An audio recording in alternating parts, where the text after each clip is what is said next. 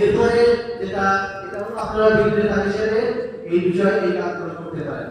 এরপরে আপনারা গ্রাহক হিসেবে কিছু কাজ করতে পারেন, যেমন আপনাদের পরিবারে অনেকেই তো যারা আছে তারা তো আবার ক্রেতা হিসেবে দোকান থেকে অ্যান্টিবায়োটিক ক্রয় করে, তাদেরও কিছু দায়িত্ব আছে। যেমন বাড়িতে ধরেন অ্যান্টিবায়োটিক একটা পড়ে আছে, আগে খাওয়া হয়েছে পড়ে আছে, ওইটাই খাওয়া শুরু করছে, একটা জ্বর হয়েছে এরপরে অ্যান্টিবায়োটিক খাওয়া শুরু করছে, এটাও কিন্তু মাইক্রোবিয়াল রেজিস্ট্যান্সের একটা বড় কারণ, বা অ্যান্টিবায়োটিক রেজিস্ট্যান্সের একটা বড় কারণ। পুরোনো অ্যান্টিবায়োটিক আছে খাওয়া শুরু করে দিচ্ছে, হ্যাঁ, বা কোনো ডক্টরকে না দেখিয়ে অ্যান্টিবায়োটিক সেবন করছে। ডক্টরের একটা খুবই কঠিন কাজ না, হাসপাতালে গেলে পাওয়া যায়।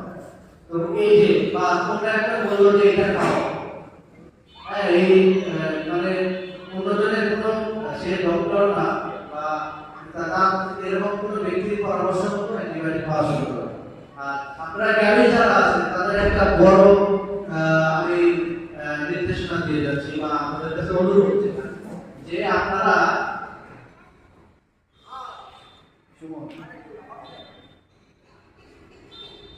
যেহেতু আপনারা ঔষধ পেশার সাথে দীর্ঘদিন ধরে জড়িত আছেন, আপনারা মোটামুটি কিন্তু বুঝেন যে কোন রোগের জন্য কোন ঔষধ দেওয়া হয়।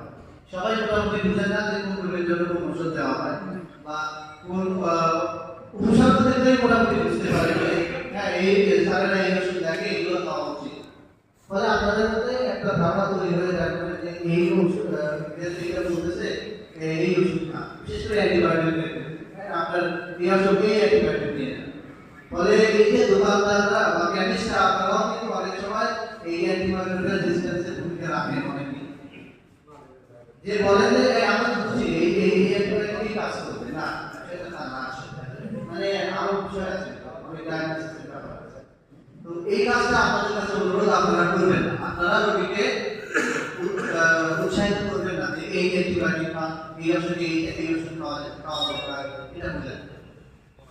এটা আপনারা আমাদের কাছে অনুরোধ এই কাজটা করবেন। তাহলে আমরা মনে করি যে এই বছরের যে স্লোগান যে act now, protect our present, secure our future, act নাও মানে এখনই আমরা কাজ শুরু করি অ্যান্টিবায়োটিক রেজিস্ট্যান্স করতে হবে। এই যে আজকে যে কথাগুলো বললাম এগুলো আজকে থেকেই পালন করা শুরু করি।